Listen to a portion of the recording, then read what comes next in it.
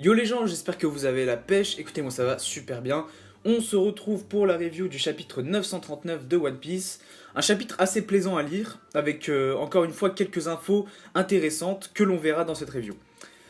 Ce scan comporte donc trois parties, la première avec Iori et Zoro, la deuxième qui est une partie assez petite, qui concerne les rebelles capturés à la capitale des fleurs, et la dernière partie avec Luffy et Yogoro à Udon. Donc on commence avec la première partie où l'on retrouve notre sabreur, accompagné donc de la sœur de Momonosuke, Iori. Iori explique donc à Zoro, après être sûr qu'il soit bien l'allié de son frère, ce qu'il s'est passé il y a 20 ans avec la mort d'Oden, le voyage dans le temps, etc.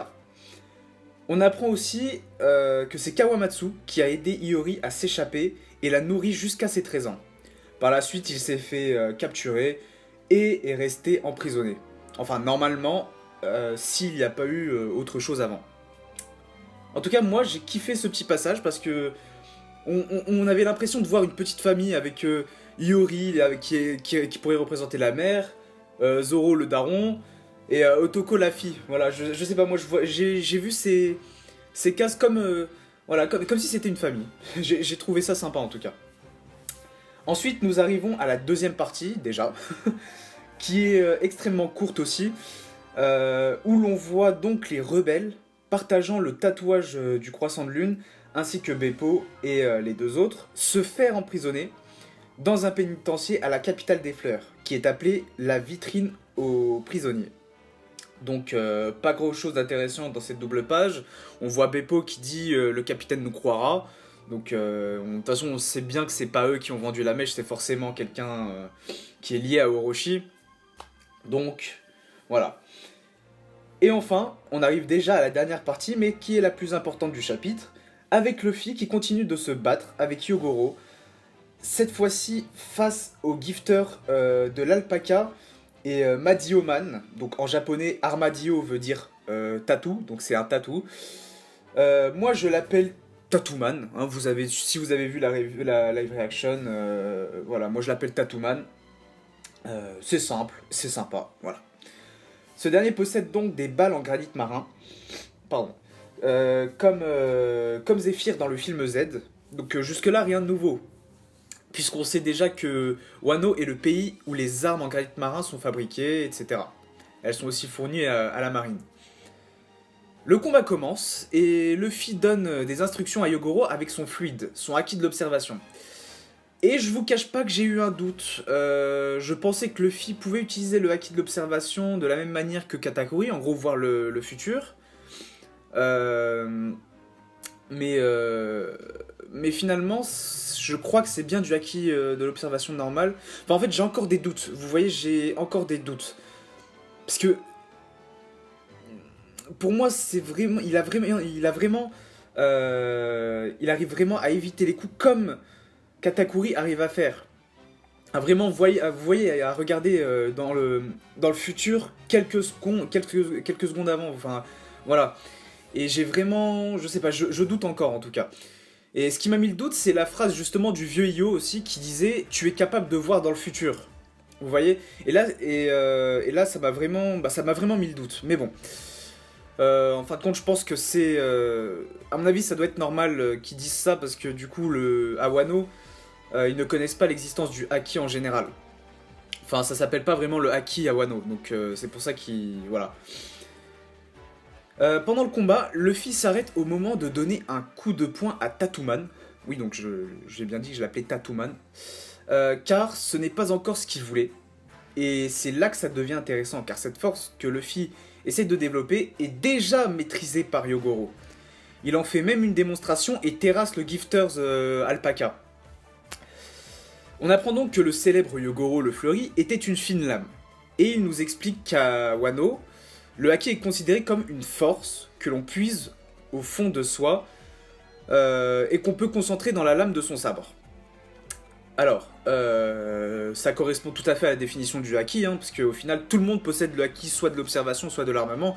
Il suffit d'un entraînement dur et rigoureux afin de pouvoir maîtriser ces deux haki. Après, le haki des rois, ça c'est pour les élus, bon, ça c'est autre chose. Bon, ça, on savait déjà qu'on pouvait concentrer le haki dans la lame. Dans une lame, dans un katana. Puisqu'on avait vu Zoro le faire face à Pika.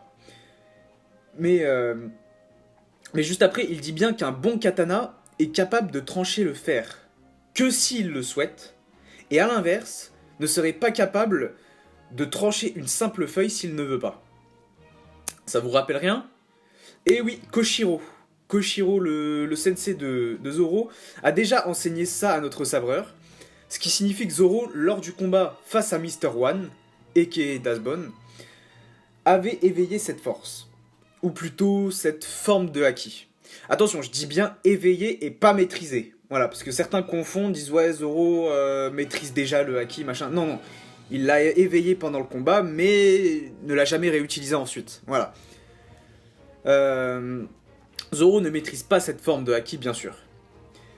Maintenant, je pense comprendre le sens de cette phrase. Car en insufflant du haki sur la lame, donc grâce à sa volonté, il peut trancher tout ce qu'il veut.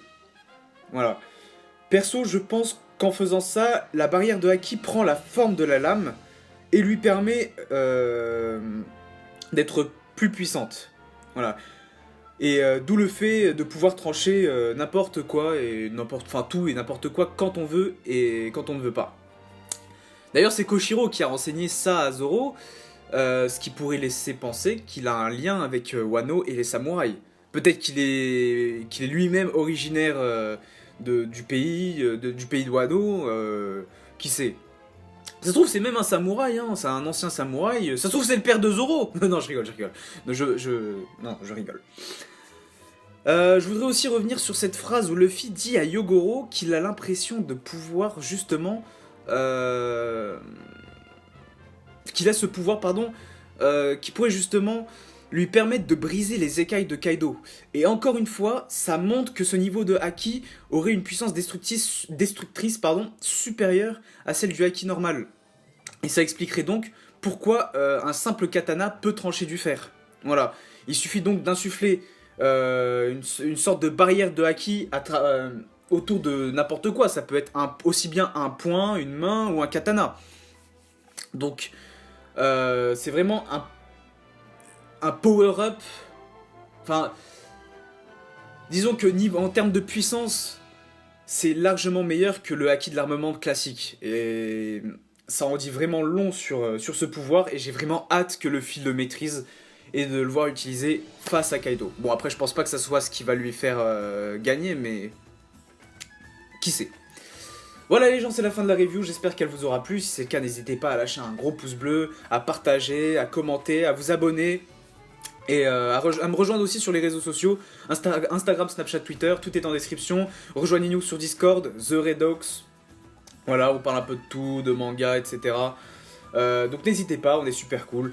Et puis voilà, sur ce, portez-vous bien et à la semaine prochaine pour la live reaction du chapitre 940. Ciao tout le monde.